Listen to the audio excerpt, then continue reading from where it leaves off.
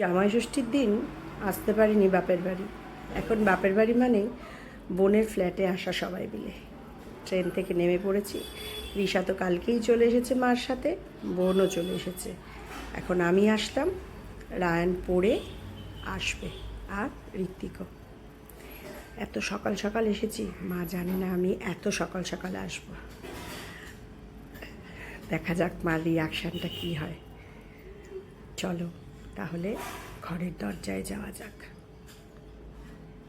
Bell বাজিয়েছি, মা দরজা খুলল।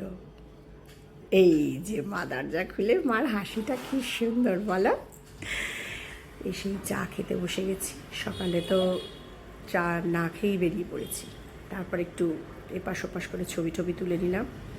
আর এরা এই যে বিস্কিট এনেছি, সেই নিয়ে তর্ক বিতর্ক চলছে, আর লুকিয়ে লুকিয়ে খাচ্ছিল। গিয়ে আমি বললাম কী ব্যাপার, বললো এই যে দারুণ মজা।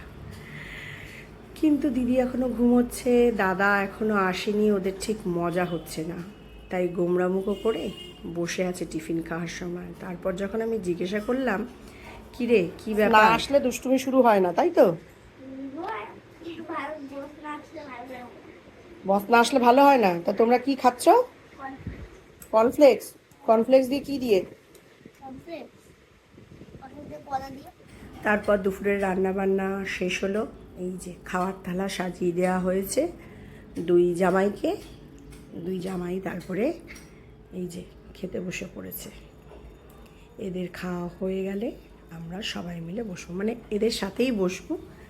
তারপর খাওয়া দাওয়া করে একটু রেস্ট নিয়ে বিকেলবেলা বেরিয়ে পড়েছিলাম বাজারে। বোনেরও কিছু কেনাকাটি ছিল, গিফট দেওয়ার ছিল, এক জায়গায় নিমন্ত্রণ আছে। তাই গিফটের দোকানটা খুব সুন্দর, খুব সুন্দর সুন্দর গিফট পাওয়া যায়। কেনাকাটি করে তারপর বাড়িতে চলে এলাম। রাত্রিবেলায় এসে আবার অনেক অনেক গল্প গুজব আড্ডা। দিনটা আজকে অসাধারণ কেটেছে। এবার তোমরা কমেন্ট করে অবশ্যই কিন্তু জানিও বন্ধুরা, তোমাদের জামাই ষষ্ঠীটা কেমন কেটেছে। আমাদের তো দারুণ কেটেছে। টাটা।